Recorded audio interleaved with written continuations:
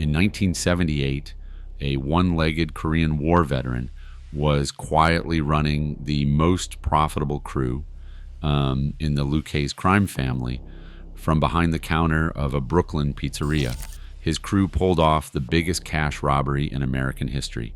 The teenager he personally recruited would eventually destroy the entire operation.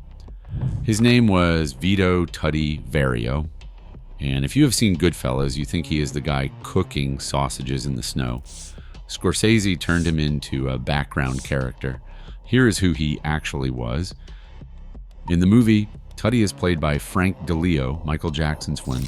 His biggest scene is screaming at a young Henry Hill about bloody restaurant ape. Martin Scorsese gave one of the most dangerous men in the Lucchese family maybe 5 minutes of screen time total. The real Tuddy was born January 20th, 1928, in New York City to Sicilian immigrant parents. While American soldiers were fighting across the frozen hills of the Korean Peninsula in the early 1950s, Tuddy was one of them, and he paid for it. He came home to Brooklyn, missing his left leg. For the rest of his life, he walked on a prosthetic limb, limping through the streets of Brownsville in East New York, running criminal operations from behind the counter of the Presto Pizzeria and the Euclid Avenue cab stand. The movie never once mentions the prosthetic, but this one missing detail changes the entire dynamic of the story. Because a man who can't move fast, who can't chase someone down an alley, who can't do the physical heavy lifting of street-level mob enforcement, that man needs something very specific.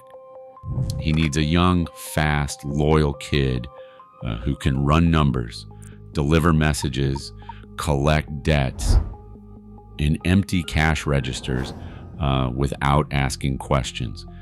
He needed Henry Hill, but the real story is different. It was Tuddy who spotted the kid. It was Tuddy who brought him in. In 1955, an 11-year-old Henry Hill wandered into that paint-flecked cab stand in the Brownsville section of Brooklyn looking for a part-time job after school. Henry was the son of an Irish-American electrician and a Sicilian-born mother named Carmela.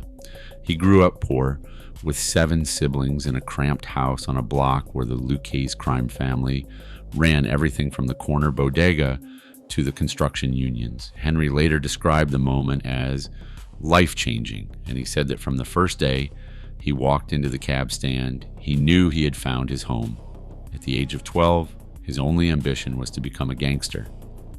But it was Tuddy who made that happen. He put the kid to work immediately. Henry ran errands, delivered messages, served drinks at card games, and held an umbrella over Tuddy when it rained. When Henry's father found out about the truancy and tried to pull him away, it was Tuddy who sent his crew to threaten the neighborhood mailman. The message was clear. Stop delivering absence letters to the Hill household or there would be consequences. The mailman stopped delivering those letters. Then on Henry's 14th birthday in 1957, Tuddy and his older brother Lenny gave the kid something that most hardworking men in the neighborhood would have paid a fortune for, a union card in the bricklayers local. This card put Henry on a building contractor's payroll as a no-show employee, guaranteeing him a weekly salary of $190. In 1957 money, that was a serious paycheck. Of course, Henry did not keep all of it.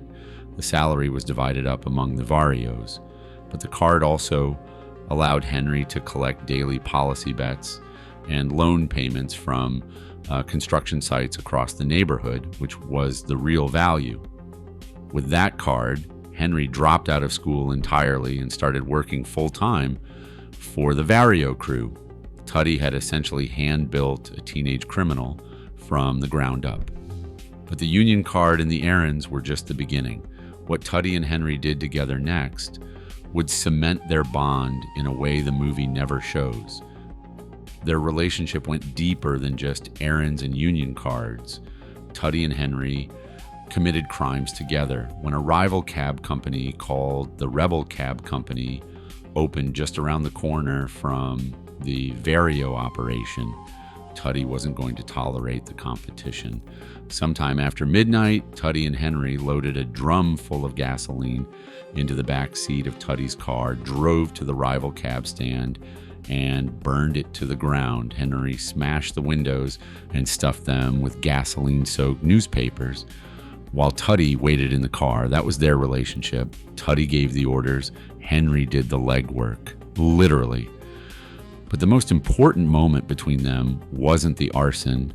It was the snow tires. The movie shows young Henry getting pinched for selling stolen cigarettes. It's a brief scene played mostly for laughs, but the real first arrest was completely different, and Tuddy was at the center of it. Here's what actually happened.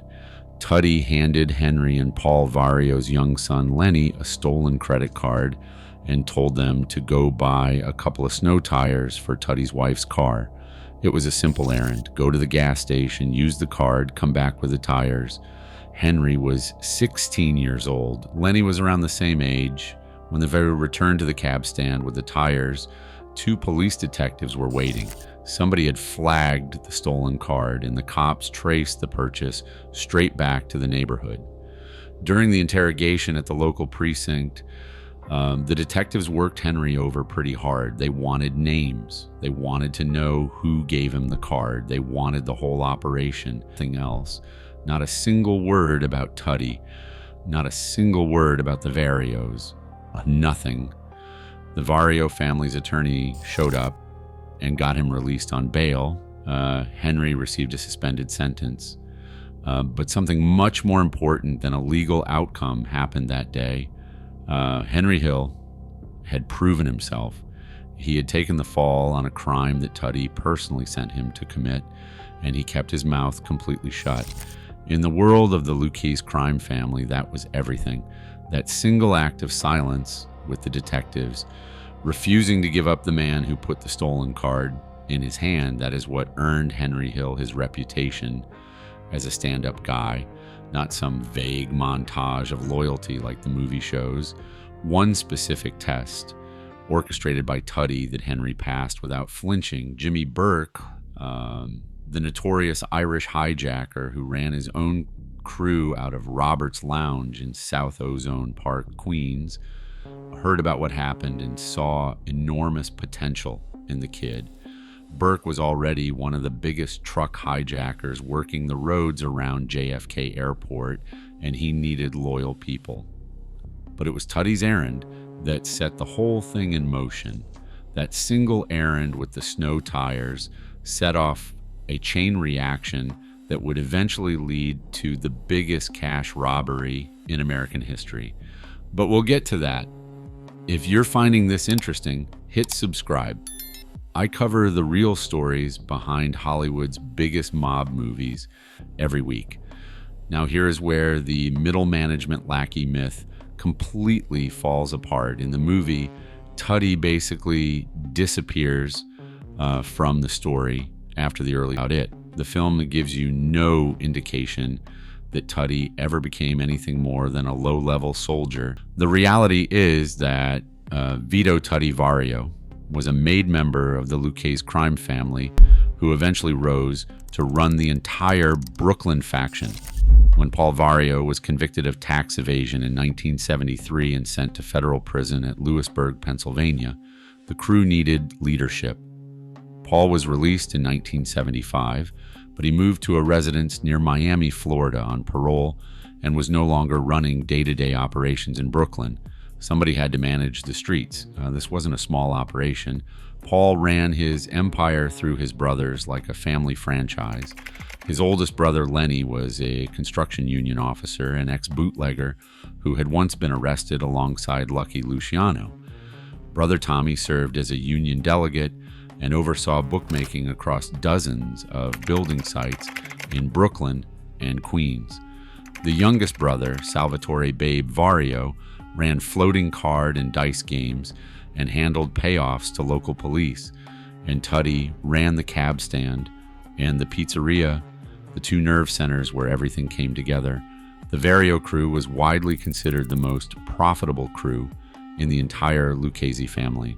At its peak, Paul Vario was pulling in an estimated $25,000 per day from illegal operations. That would be roughly $150,000 a day in today's money.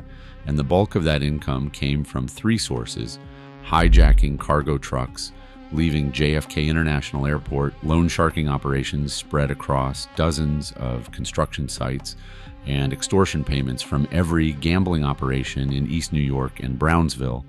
Any racketeer who wanted to run numbers, bookmaking, or underground casinos in that part of Brooklyn had to pay the Varios for permission. It was common knowledge. You operated in their territory, you paid them a cut, no exceptions. From 1976 to 1980, Tuddy was elevated to Acting Capo regime. He had the final say. He controlled the money, he approved the jobs, he ran the crew. And it was during Tuddy's reign as acting boss that the most infamous crime associated with the Vario crew took place. On December 11th, 1978, 6 masked men stormed the Lufthansa cargo terminal at JFK Airport and walked out with approximately $5 million in untraceable cash and $875,000 in jewelry. At the time, it was the largest cash robbery in American history. The heist was masterminded by Jimmy Burke, planned at Robert's Lounge, a bar Burke owned in the South Ozone Park neighborhood of Queens. But the entire operation ran through the Vario crew's infrastructure. Paul Vario approved the heist by phone from his residence near Miami, Florida. But Tuddy was the one on the ground in Brooklyn, overseeing the crew's daily operations, while the biggest score in American crime history was being planned and executed from locations he controlled. The aftermath of the Lufthansa heist turned into one of the bloodiest chapters in New York mob history. Burke, terrified that loose ends would lead back to the crew, began systematically eliminating anyone connected to the robbery. The getaway driver, Parnell Stacks Edwards, was shot dead in his apartment 7 days after the heist because he left the van parked on a street in Canarsie instead of destroying it. Crew members Robert McMahon and Joe Budamanri were found shot execution style in a parked car. The body of drug trafficker Paolo Licastri turned up on a burning trash heap in Brooklyn. At least 9 people were murdered in the months following the heist. All of this happened on Tuddy's watch. And yet, Scorsese cut all approval. Tuddy is nowhere to be seen. He had already been written out of the story by that point in the film. So why did Scorsese erase the man who built the crew from the inside out? Part of it is practical. Goodfellas is Henry Hill's story told from Henry's perspective. And by the time the big events were happening, Henry's primary relationships were with Jimmy Burke and Paul Vario. Tuddy was the man who built him, but the movie needed to compress decades of mob history into 2.5 hours. Something had to go. But part of it is also what makes for a better movie. A one-legged Korean War veteran running a criminal empire from a pizzeria in Brownsville is a fascinating real-life detail, but it doesn't fit the sleek, fast-moving world that Scorsese was building on screen. Frank DeLeo's Tuddy served the movie's needs perfectly. He was gruff, and that was the point. The real Tuddy was none of those things. He was a man who came home from the Korean War missing a leg, walked into the family business, and spent the next 3 decades building one of the most profitable criminal crews in New York City. He personally recruited, trained, and tested the teenager who would eventually bring the whole operation crashing down when Henry Hill turned government informant in 1980. Henry Hill's testimony in federal court helped secure 50 convictions across the Lucchese family. Paul Vario was convicted of fraud and extortion and died in federal prison on May 3, 1988. Jimmy Burke was convicted of murder and basketball point shaving and died in prison in 1996. Tuddy himself died on March 9, 1988, less than 2 months before his brother Paul. He was 60 years old. He is buried at St. John's Cemetery in Middle Village, Queens. He was never personally convicted based on Hill's testimony. But make no mistake about who Tuddy was. He was not the guy cooking sausages in the snow. He was not the comic relief yelling about bloody aprons. He was the man who turned an 11-year-old kid from Brownsville into one of the most consequential mob informants in American history. And for 4 years, he ran the show. If you want to see another mob story that Hollywood got completely wrong, subscribe and click the video on screen now. I cover these every week.